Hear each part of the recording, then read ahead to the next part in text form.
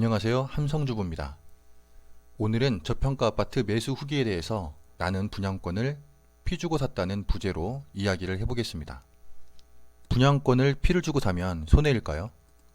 이번 영상에서는 부동산 침체기가 예상된다는 19년 초에 피를 주고 분양권을 매수한 경험담과 이 사례에서 배울 점에 대해서 정리해 보겠습니다. 부동산 신조어죠. 청무피사. 청약 가점이 안 되거나 자격이 안 되는 분들이 청약은 무슨 그냥 피 주고 사 이런 식으로 말을 할 때 쓰는 용어입니다. 저 역시 분양권을 피를 주고 샀습니다. 2019년도 부동산 시장에 대해서 한번 말씀드려 볼게요.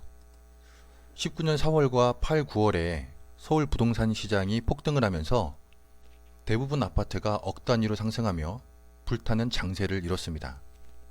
9.13 부동산 정책과 3기 신도시가 발표되면서 수많은 부동산 전문가들이 이제 서울 부동산 시장의 상승은 끝났다 라고 전망하면서 많은 사람들이 부동산 시장을 관망하거나 매도하는 분위기가 연출됐어요. 그때 저의 상황은 일단 17년 준공한 아파트를 월세로 세팅했기 때문에 투자금이 없었습니다. 그리고 서울 아파트 시세가 너무 올랐다는 좌절감을 느끼면서 앞으로 더 서울 아파트가 오른다면 평생 동안 서울 아파트를 살 수가 없을지도 모른다는 그런 불안감을 느꼈습니다. 그럼에도 불구하고 미련을 버리지 못해서 하루에 3만 보씩 임장을 다니면서 아파트별 입지와 시세 상승의 원인 등을 파악해 보려고 노력을 했죠. 당시 투자에 대한 저의 생각은 가급적이면 신축 아파트를 찾자. 부동산 침체기라도 버틸 수 있을 것 같다. 그리고 좋은 아파트 요건 중에 일부만 만족하더라도 자금이 되면 사자. 끝으로 21년 이후에 서울 아파트의 공급이 거의 없기 때문에 신축과 준신축 그리고 입지 좋은 구축은 폭락하지 않을 것이라고 생각을 하고 있었습니다.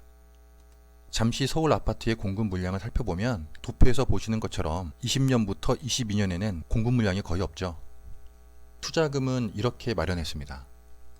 17년에 월세로 세팅한 아파트를 전세로 전환했고요. 꼭 필요한 것 외에는 지출을 통제하면서 생활비를 절약했습니다. 또 주식 투자로 자금을 불리기 위해서 장기 투자가 아닌 단타 투자를 했죠. 투자 대상 찾기입니다. 저는 최대 자금 규모인 5억 정도를 고려해서 서울에서 비교적 비인기 지역이었던 성북구, 강북구, 은평구 등으로 투자 지역을 한정을 했습니다. 비교적 비인기 지역이기도 했지만 제가 그래도 그나마 잘 아는 지역이었거든요. 뚜버 부동산과 호객노노 어플 등을 활용해서 분양권 10년 이내 준신축 위주로 아파트를 검색을 했습니다. 이후에 손품을 팔다가 조건에 부합하는 물건이 나오면 현장에 가서 꼭 확인을 했죠. 저는 저평가 물건을 판단할 때 시세 지도를 활용했습니다. 일단 좋은 아파트의 조건에 3가지 이상 부합 아파트를 찾습니다. 그리고 연식과 세대수, 브랜드 등을 고려해서 비교할 수 있는 유사 비교군을 선정하고 최종적으로 시세를 비교하고 투자 대상을 결정했어요.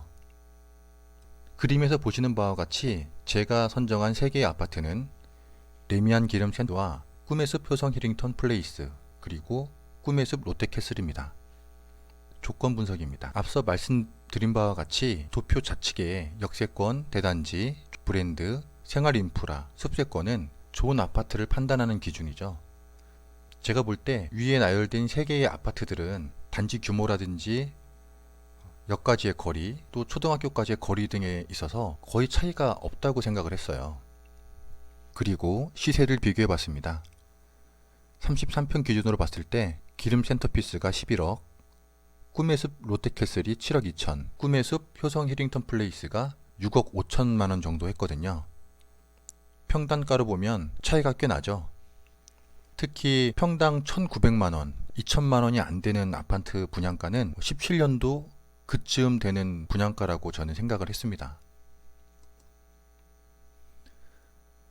투자 대상을 찾았으니까 매수를 해야겠죠. 매수 시의 노하우는 꽤나 중요합니다. 먼저 시장이 매수자 우위 시장일 때는 계약 시에 세부 조건을 유리하게 설정할 수가 있어요. 또 급하게 팔아야 되는 매도자의 사정이 있다거나 매물로 나온 물량이 많을 경우에도 매수자에게 유리한 조건을 들이댈 수가 있죠. 우선적으로 좋은 동호수 위주로 협상을 하고 반드시 현장에 가서 확인을 해야겠습니다.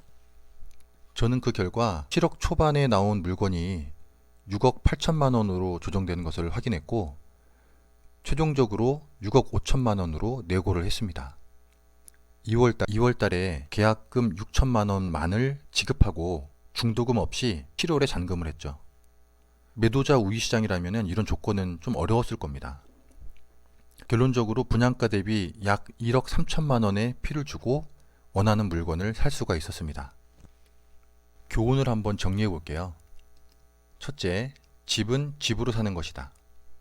저는 기존에 월세로 세팅한 아파트를 전세로 다시 전환하면서 투자금을 확보할 수가 있었습니다.